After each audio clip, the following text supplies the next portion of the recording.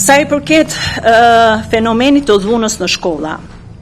në fakt, ashtu siç e përmend edhe me të drejtë, është një fenomen I cili I përket shoqërisë, I përket komuniteteve, I përket shkollës, patjetër I përket edhe policisë, po mbi të gjitha besoj fort që është një përpjekje e përbashkët e gjithë ne për të garantuar që fëmijët në shkolla të ndihen të sigurt. Dhe nga kjo anë, meqense raportojnë cilësinë e ministrit të punëve të brendshme dhe për policinë e shtetit, do duat të theksoj që janë marrë në fakt njësër veprimesh operacionale, parandaluese dhe sensibilizuese kur vjen puna për evidentimin dhe goditjen e rasteve problematike apo të shqetësimeve që vijnë nëse nga shpërndarja e lëndëve narkotike në shkolla dhe në ambientet përreth tyre, të tilla si kontrolle periodike dhe të befasishme në ambientet përreth shkollave, parqeve, lokaleve,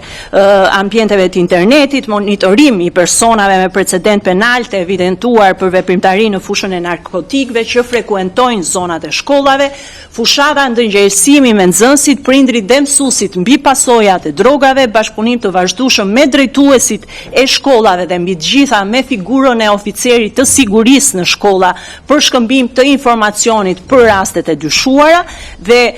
në një bashkëpunim të ngushtë me Ministrinë e Arsimit, jo më larg se 2 javë më parë, ne certifikuam dhe 124 oficerë të sigurisë në shkolla të rinj, të cilët I shtohen trupës së oficerëve të sigurisë në shkolla, që kanë një rol kyç dhe të domosdoshëm në bashkëpunim me gjithë komunitetin e mësuesve, por jo vetëm dhe me oficerin e policisë I cili ndodhet në perimetrin jashtë shkollës. Patjetër që oficerët e sigurisë janë një hallkë e rëndësishme dhe unë mendoj fort që pikërisht edhe në këtë drejtim bashkëpunimi I tyre me prindrit dhe me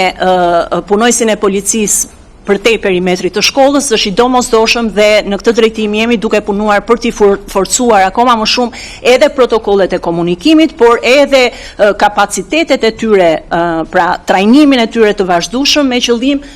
përballjen me çdo lloj fenomeni apo me çdo lloj shqetësimi që vjen patjetër edhe si shkak I përdorimit të theksuar të teknologjisë digjitale, të botës internetit, të sigurisë dhe të lundrimit të sigurt në internet e gjithë këtyre fenomeneve që në fakt janë fenomene që